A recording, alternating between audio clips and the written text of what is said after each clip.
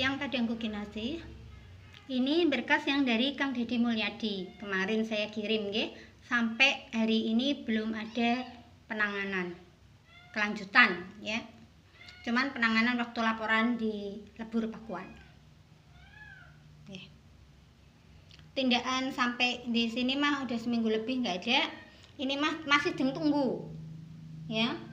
Ini kalau nggak ada dalam 2 minggu, Jeng kesana lagi 1 kali.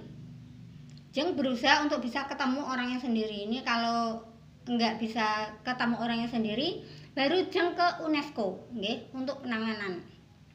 Karena ini mah zamannya oknum nggih.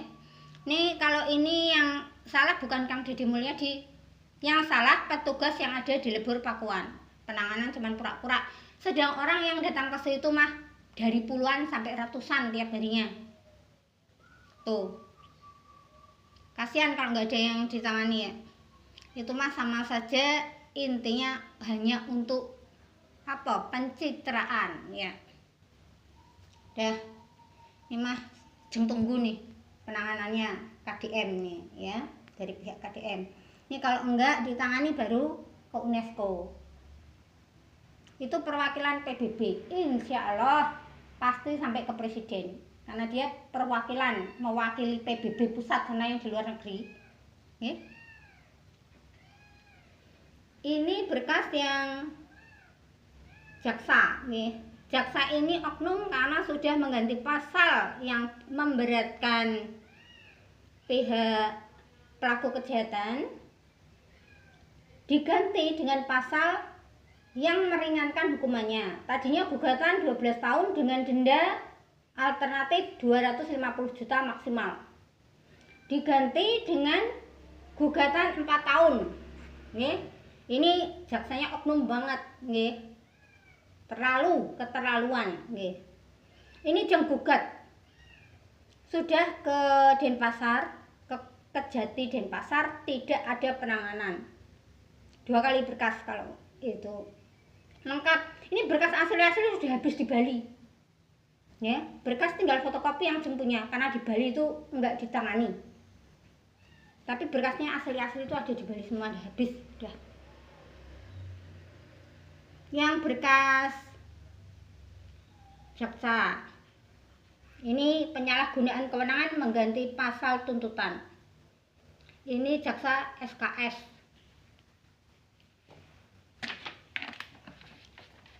Ini yang dari gugatan ke pihak anggota Polri. Ini banyak banget. Ini yang digugat Babin yang sudah ngelepasin pelaku kejahatan. Itu berdasarkan penyidik Putu Eka.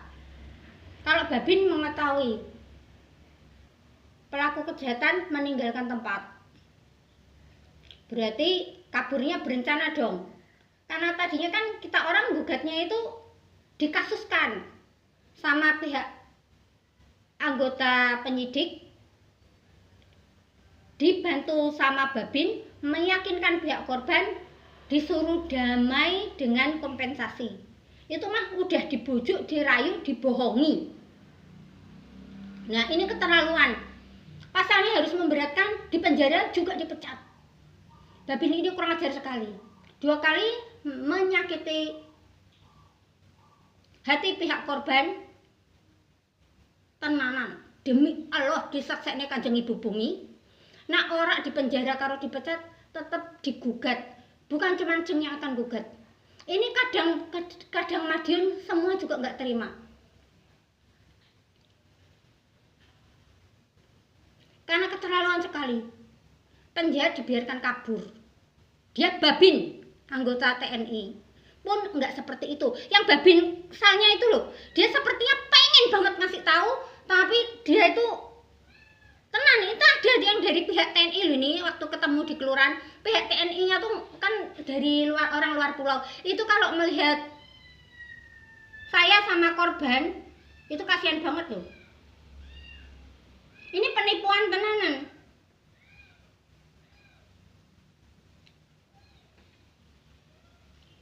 Saya penggugat enggak terima, demi Allah. Ini Kadang yang mau meneruskan, tapi sayangnya ini semua berkas mau dibawa ke Kapolri. Dia bilang, jangan ke presiden ya Jeng, saya bantu lewat Kapolri. Itu pasti ditangani karena saya anggota Polri. Tapi kamu harus nikah karo saya. Lah iku lho, nikah karo saya sing aku nggak mau. Lah kok nikah karo saya? Ya Allah, umur saya sudah sepuh. Saya bukan anak 25 tahun. Umurku iki wis 46 tahun mawon, nggih. Dalem wis gak tertarik jenenge rumah tangga kuwi. Dia mau nolongi saya tapi kongkon iku ngerabi dia. Ya aku tenanan bukan jeng kuwi sombong, Masya Allah.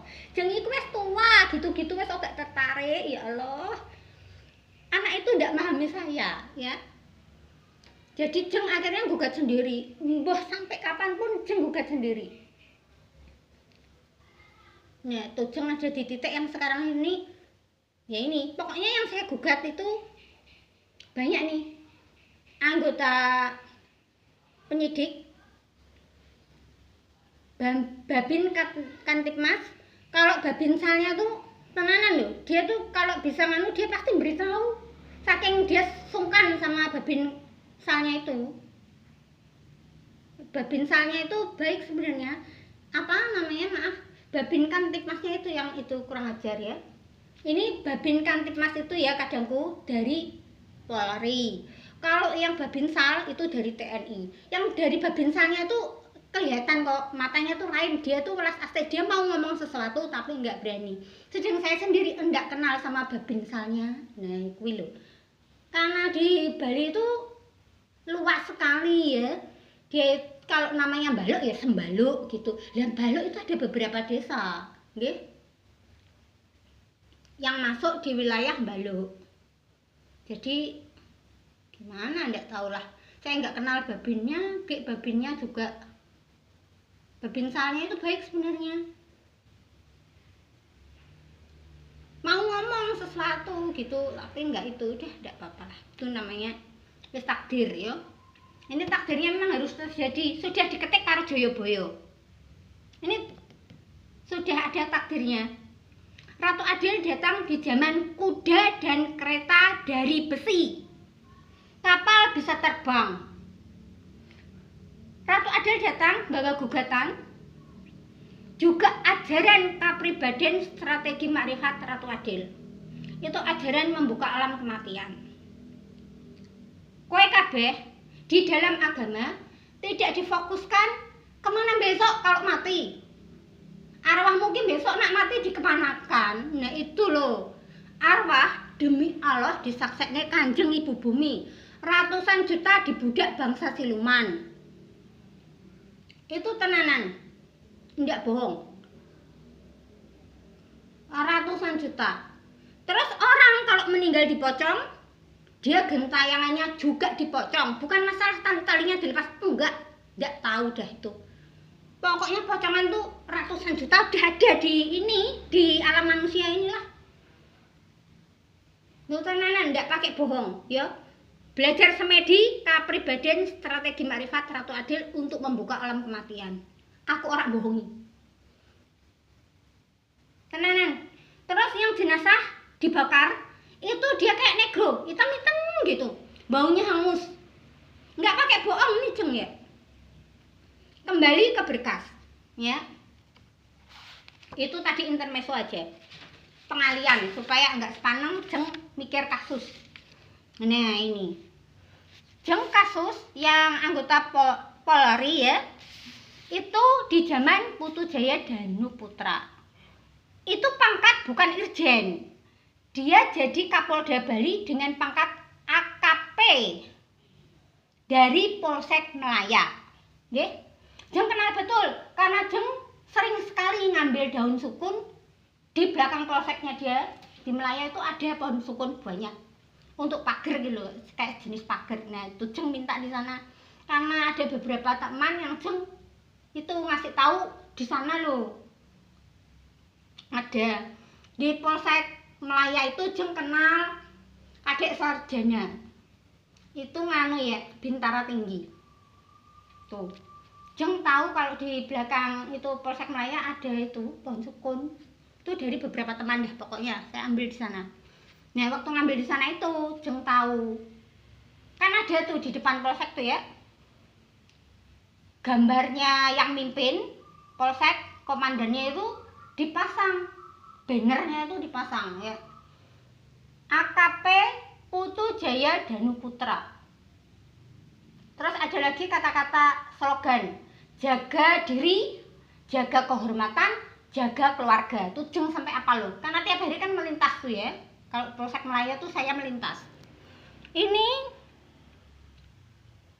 gambar depan, ini gambaranku sendiri loh ya, ini nurut kemampuanku gambar. Nah ini gambar teras depannya Satreskrim Jembrana Negara Bali, kayak gini nih.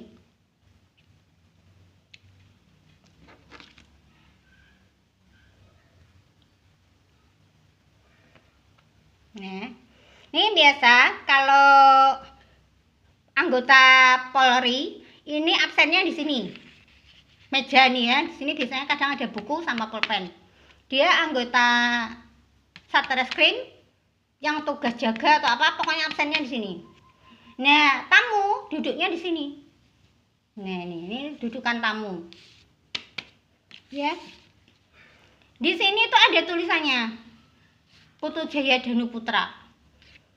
Kapten Bali.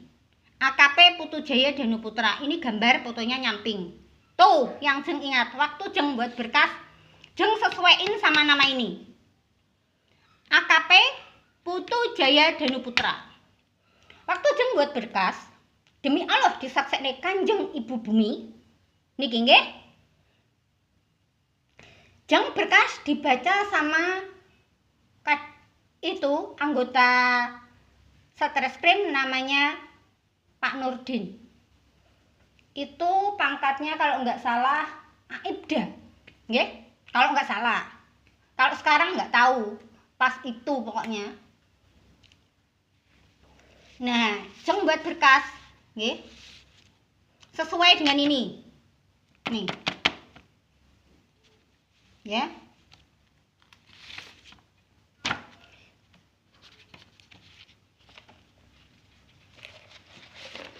Kalau sekarang data di Google itu waktu saya buat berkas itu tiba-tiba jadi irjen, yo ngawur toh. Wong seko AKP kok. Saya tuh lihat betul, nggih. AKP Putu Jaya Danu Putra. Itu demi Allah disaksekne Kanjeng Ibu. Itu saya waktu betulkan berkasnya.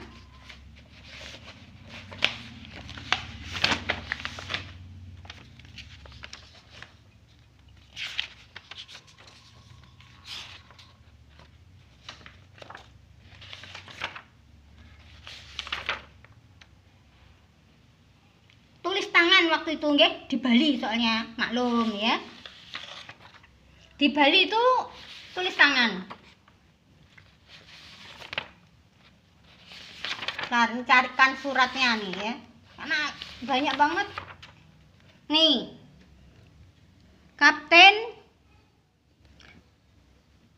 nih. Putu Jaya Danu Putra. Nih ya.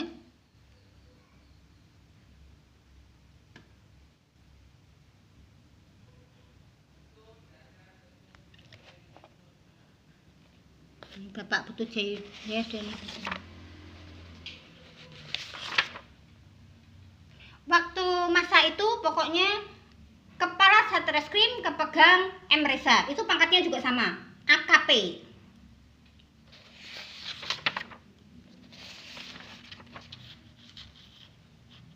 Nih, sempat ada kata-kata begini nih.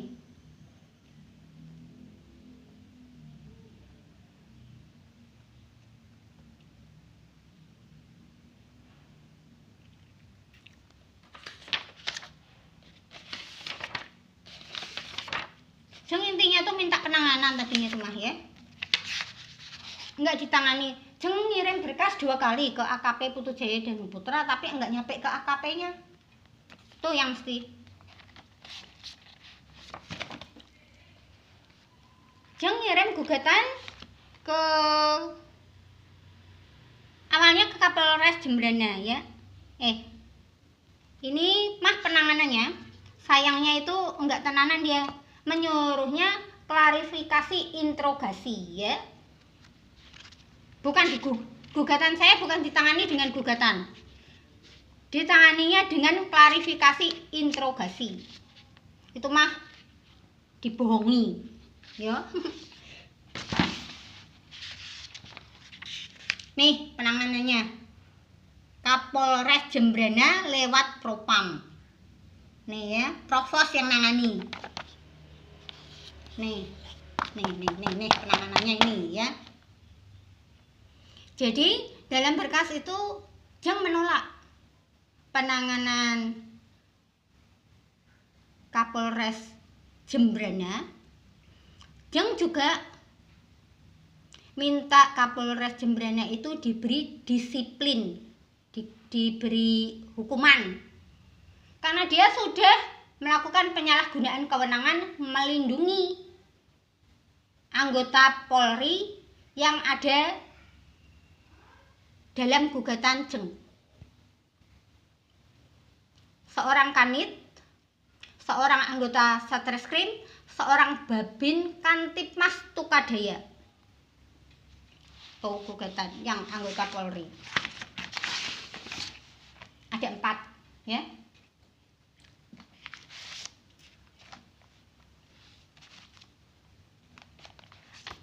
Tapi ya itu tadi tenanan.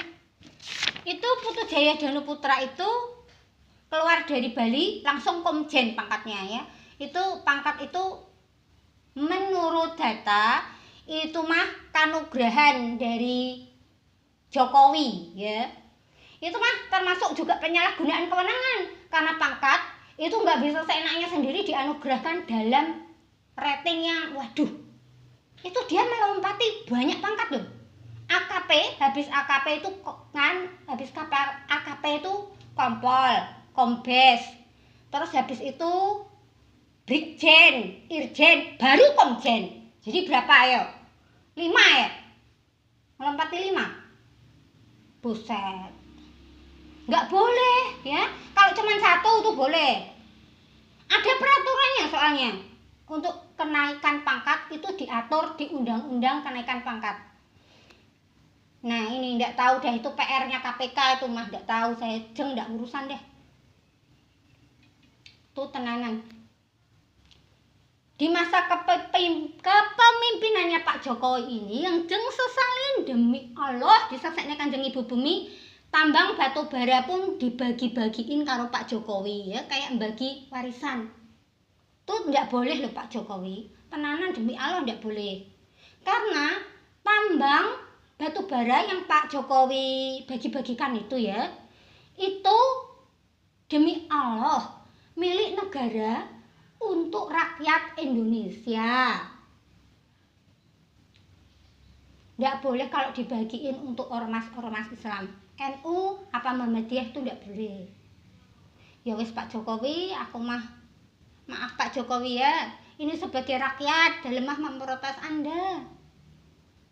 Demi Allah nggak punya niat apa-apa selain mengingatkan, semoga aja anak keturunanmu itu yang jabat enggak melakukan kesalahan yang sama. Karena sesuai konstitusi undang-undang dasar ya Pak Jokowi, maaf, itu mah yang ngelola negara, bukan ormas-ormas Islam. Kita ki wong sak Indonesia ya, tambang kui hasilnya berapa itu dikelola negara untuk ya iku mau Pak Jokowi. Apa sing iso dibutuhne ben ora utang ning negara liya. Wes ngono wae. Saya iki rakyat kecil biasa, saya masih keturunan Brawijaya 5. Ya, saya diajari dulu sama kakung saya yang namanya ilmu ketatanegaraan, ilmu perekonomian, strategi peperangan. Padahal saya orang biasa, tapi saya diajari strategi perang, ilmu ketatanegaraan, ilmu perekonomian, juga perbandingan hukum sebab akibat. Misalkan ya Pak, pajak yang sekarang Pak Ibu Puan itu cucunya Pak Soekarno itu dibebankan ke rakyat. Nggih? Rakyat disuruh bayar pajak. Segala hal pokoknya pajak harus ditingkatkan. Yang peraturan yang kukuhkan itu rakyat harus dikukuhkan untuk bayar pajak. Itu salah. Dulu dalam demi Allah disaksikan Kanjeng Ibu Bumi, Kakung Jeng itu ngajari hukum ketatanegaraan kalau pajak itu sumbangan dari rakyat untuk negara dengan kesadaran mutlak rakyat. Kalau enggak beri pajak ke negara, nanti negaranya enggak bisa dikelola. Karena dikelola sebuah negara itu membutuhkan biaya. Dan itu bentuknya sumbangan wajib rakyat kepada negara. Jadi kalau rakyat itu dipaksa bayar pajak dalam segi hal semua pajak gitu, enggak boleh juga. Itu tenanan. Karena kalau zaman kerajaan nanti rakyat akan melakukan pemberontakan. Ngono, kakek saya itu bilang, demi Allah ora bohong ya. Iki Jeng iki rakyat biasa iki ibu-ibu. Tapi masa kecil Jeng itu Jeng belajar ilmu ketatanegaraan. Jeng sendiri nggak tahu. Jeng iki wong biasa yo. Aku iki wong biasa demi Allah saksine Kanjeng Ibu. Tapi saya ini belajar ilmu ketatanegaraan. Dan pajak itu kata kakung saya sumbangan dari rakyat atas kesadaran mutlak. Mengingat kalau negara itu membutuhkan biaya untuk mengelola negara. Dengan timbal balik, nanti jalan rumah kita itu bagus. Pembangunan listrik kuwi enek cagake tekan desa-desa. Gitu kakung saya itu kan bahasanya bahasa polisi. Membahasakan saya kan ngomongnya ya ngomong Jawa biasa kan. Nah, jadi kan saya mudeng tuh. Kalau kakung saya ngomong apa-apa terekam sampai saya dewasa ini. Nah kok Ibu Puan itu ngawur loh. Pajak kok itu tegaskan harus ditingkatkan dari rakyat untuk membayar utang negara. Lah bayarannya mereka itu kan besar banget tuh. Itu mbok jangan banyak sekali anggota DPRD-nya katanya sampai 750 nggih DPR RI. Mbok dikurang-kurangi toh DPR RI ini kok akeh men ngono. Nggih, mohon maaf lahir batin untuk ke semua pihak. Tolong jangan membuat putusan-putusan yang enggak pro rakyat. Iki disisipke di realku ya, maaf. Iki betul ndak bagus nggih.